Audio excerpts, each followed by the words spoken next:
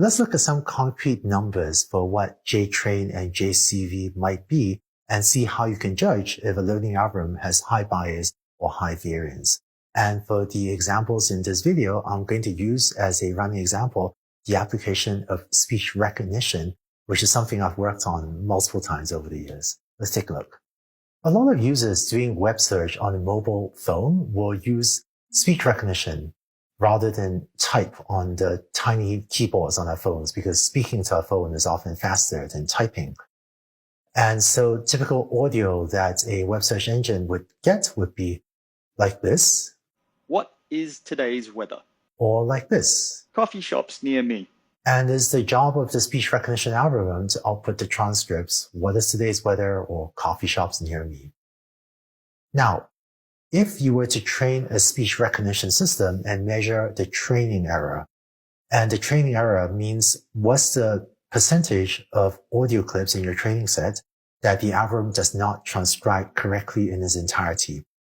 Let's say the training error for this data set is 10.8%, meaning that it transcribes it perfectly for 89.2% of your training set, but makes some mistake in 10.8% of your training set.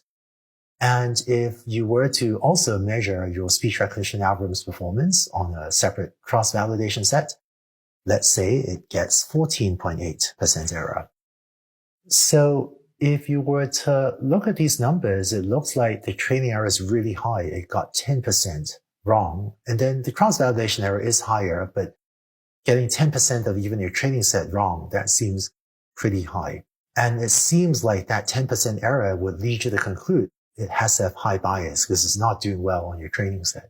But it turns out that when analyzing speech recognition, it's useful to also measure one other thing, which is what is the human level of performance? In other words, how well can even humans transcribe speech accurately from these audio clips? And concretely, let's say that you measure how well fluent speakers can transcribe audio clips, and you find that human level performance achieves 10.6% error. Why is human level error so high? It turns out that for web search, there are a lot of audio clips that sound like this. I'm going to navigate to somewhere on the... And there's a lot of noisy audio where really no one can accurately transcribe what was said because of the noise in the audio.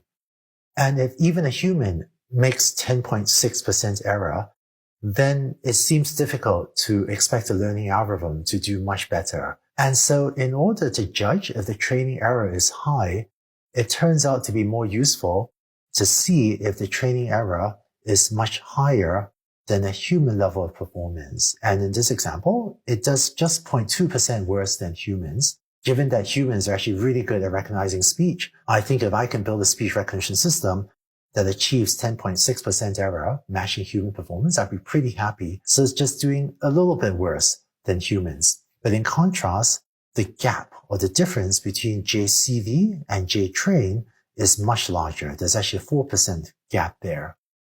So whereas previously we had said maybe 10.8% error means this is high bias, when we benchmark it to human level performance, we see that the algorithm is actually doing quite well on the training set.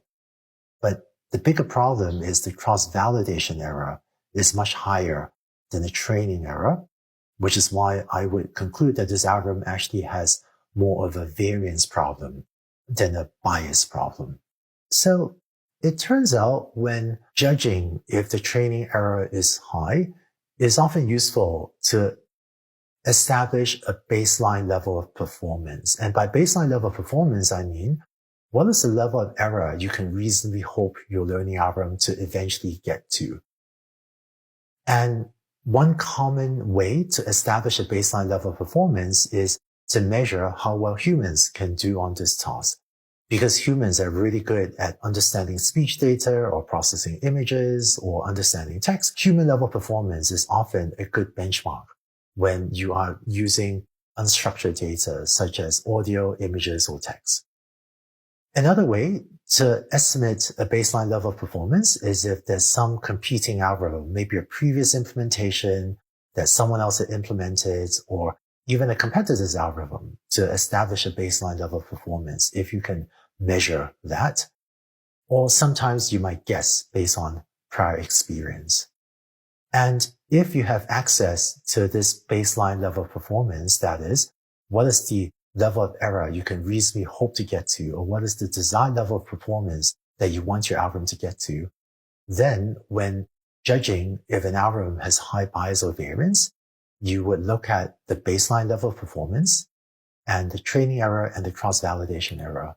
And the two key quantities to measure are then, what is the difference between training error and the baseline level that you hope to get to? So this is 0.2. And if this is large, then you would say you have a high bias problem. And you would then also look at this gap between your training error and your cross-validation error. And if this is high, then you would conclude you have a high variance problem. And that's why in this example, we concluded we have a high variance problem. Whereas let's look at the second example. If the baseline level of performance, that is human level performance, and training error and cross-validation error look like this, then this first gap is 4.4%. And so there's actually a big gap. The training error is much higher than what humans can do and what we hope to get to. Whereas the cross-validation error is just a little bit bigger than the training error.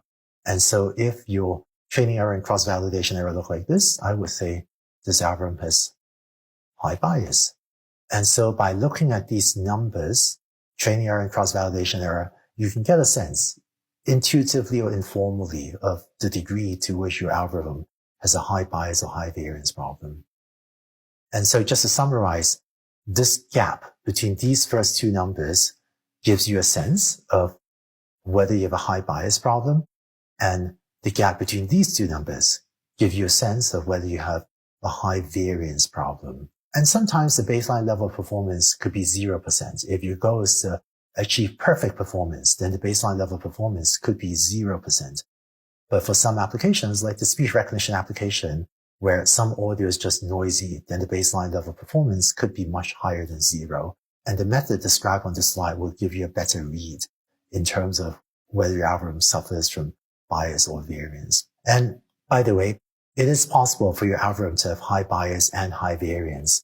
So concretely, if you get numbers like these, then the gap between the baseline and the training error is large.